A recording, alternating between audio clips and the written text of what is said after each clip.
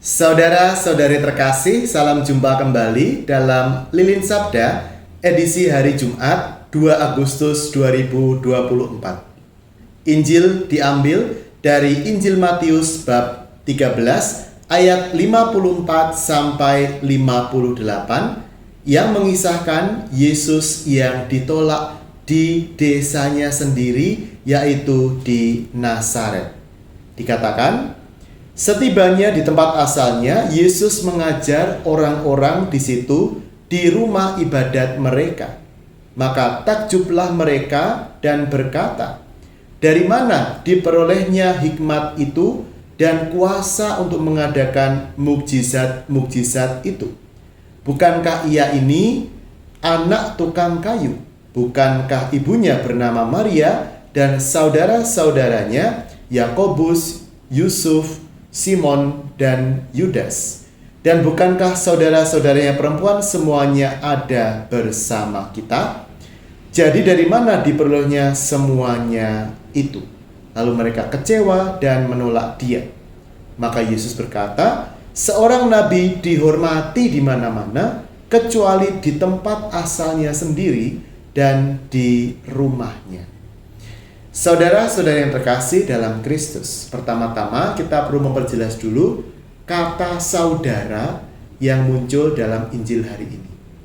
Saudara dalam bahasa Ibrani itu berarti saudara dalam arti luas, persis seperti kata saudara dalam bahasa Indonesia. Sehingga nama-nama Yakobus, Yusuf, Simon, dan Yudas yang muncul di sini tidak otomatis berarti kakak atau adik kandung Tuhan Yesus. Tidak seperti itu. Karena dari segi kebahasaan, saudara itu luas. Kemungkinan besar nama-nama ini adalah sepupu Tuhan Yesus atau kerabat Tuhan Yesus. Kemudian kita masuk ke inti pesan dari Injil hari ini. Yesus ditolak oleh orang-orang sekampungnya yang mengenal dia. Nah, seringkali terjadi bahwa orang itu menolak sebuah pesan yang baik hanya karena disampaikan oleh orang yang mereka kenal. Ini adalah sebuah ironi. Ya, misalnya saya seorang Romo. Tetangga saya tahu masa kecil saya. Misalnya saya waktu kecil pernah mencuri jambu misalnya. Ketika saya berkhotbah, mereka tidak mau mendengarkan khotbah saya yang isinya bagus itu, misalnya ya. Kenapa? Karena mereka mengatakan, "Loh, siapa ini yang berkhotbah? Dia kan dulu nakal. Kami tahu dia." Ya. Jadi seringkali, saudara-saudara yang terkasih, kita itu sudah menutup pintu hati kita dari pesan yang baik, dari sapaan teguran yang baik, kritik yang baik, hanya karena apa? Karena kita menilai siapa yang mengatakan.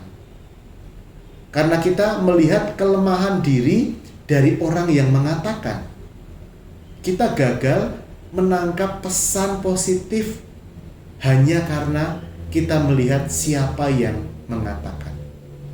Saudara-saudara yang terkasih, semoga Injil hari ini sungguh meresap dalam hati kita.